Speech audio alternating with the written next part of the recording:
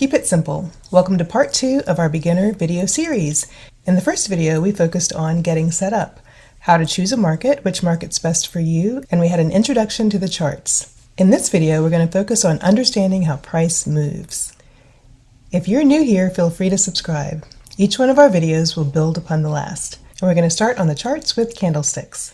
So one of the first things we need to do is learn to understand candlesticks. And so each candle tells a story about what price is doing during that period of time. We can see that there's a green candle here and a red candle over here. The green candle is bullish. That means that the buyers are in charge. Price opened low and closed high. Okay, when we see a red candle, that means that bears are in charge, which means that sellers are in charge. We know that price opened high and closed low. Okay, and so you want to keep that in mind while you're reading your charts. Now that we've talked about how candles open and close, we're going to take a look at the chart and notice the size of our candles. Some of them are large and some are small. The large ones often indicate momentum. So we can see here that there's a large black candle that's going to the downside. So we can see that price has created some momentum. So we can see that price is going down. It's making lower highs and lower lows. Lower highs and lower lows. All right. And so this is also called a trending market. So right in this area, price is trending down.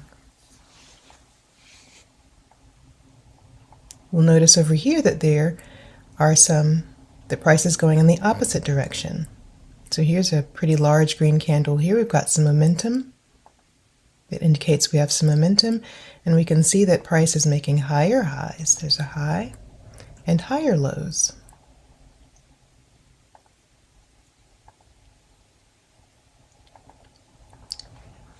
Okay, and so this is trending upward.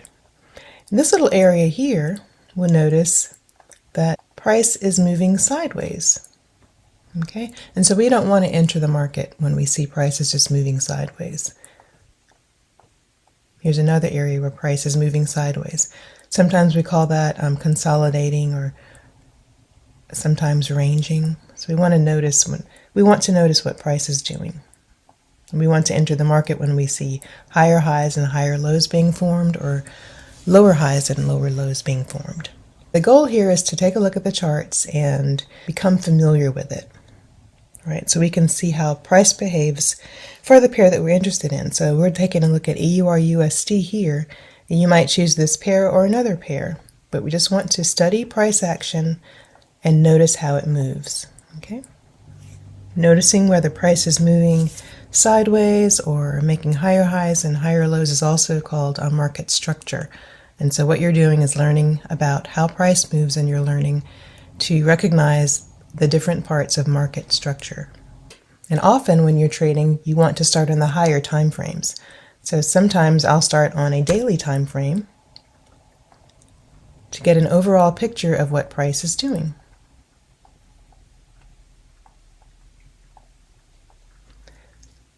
We can see from September through November, we were making lower highs and lower lows. So the market was trending downward. Okay, and then we noticed that price started to trend upwards.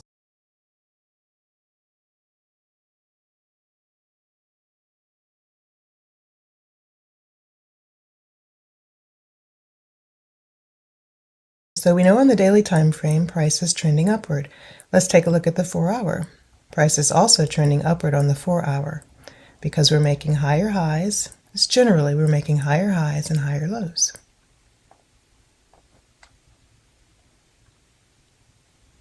After we take a look at the 4-hour, we can start to notice what's happening on the 1-hour time frame. We can see on the 1-hour time frame that price is also trending upward. Now we'll look at this last leg of price action on the 1-hour time frame. Sometimes it's helpful to use trend lines. So what we'll do is use our trend line tool that's found here. We can also find it over here in this toolbox. You'll see a trend line, and I'm going to put a star beside it so that it will show up in my favorites bar. And there it is there. A trend line is a place where price has made at least 3 touches along the line. I like to color code. I know that whenever I'm using the color orange, I'm on the 1 hour. So we can see that price has been following this trend line for a while. It bounced here, and it went up and bounced here, it went up again and bounced here. And we notice that in this area, price has broken this trend line. And so this is also an indication that we might be finished making higher highs and higher lows. And so we've talked about trend lines, so now we'll take a look at support and resistance. Okay, so support is like the floor. So this is an area where price has touched down several times. We can see that price touched here, here, and here. All right, and so that is considered support. Okay, and resistance is like the ceiling, where this is an area up high where price has touched. So it's touched here, and here, and here, and here. And so I would write resistance up here. So we've got support and resistance. And we want to keep in mind these support and resistance areas are zones. And so it doesn't touch exactly. It's just an area where price has come.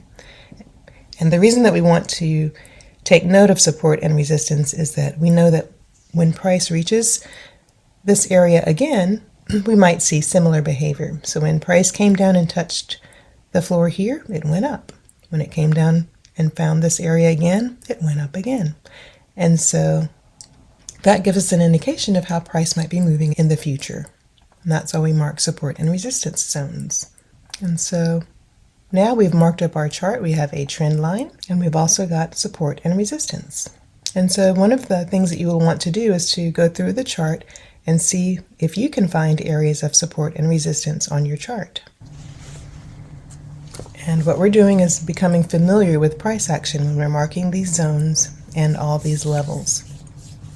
And after you start to study price action and you're able to mark up your chart pretty easily and find support zones and resistance zones, and perhaps some trend lines, then you can start to think about strategies. And one of the strategies that I use a lot and that many people use is called break and retest. And you can see that along this trend line, price was bouncing. So it started here, it's pretty much bouncing along this trend line. So it's bouncing along that zone. And then we notice that price broke through this trend line. And so we can use our path tool to show that price, it started up here and it went down and broke through the trend line. And now we're waiting to see if it retests this area. That means it comes up here and comes near it and touches it and bounces off of it or off of that zone and continues downward. So we'll see if that happens. So we're waiting to see if that happens. And when it does happen, it's called a break and retest. And this is a break and retest of a trend line. There are also break and retests of support and resistance.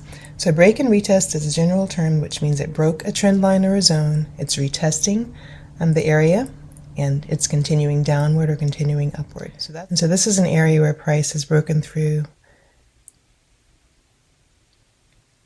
the support zone and retested the support zone and continued downward. Okay, so this is an example of a break and retest to the downside using support. And then we can see that price went sideways for a while, and then what was support became resistance. So price went up and broke the resistance zone, retested it, and continued upward. Okay, so those are examples of break and retests of support here and a break and retest of resistance here. And so after you practice for a while, you will train yourself to see this pretty easily. It doesn't happen overnight though. It takes, I would say, at least weeks, maybe months of practice before you can see this easily, before you can train yourself to see this. It takes lots and lots of practice. We look forward to seeing you for part 3 of our beginner series.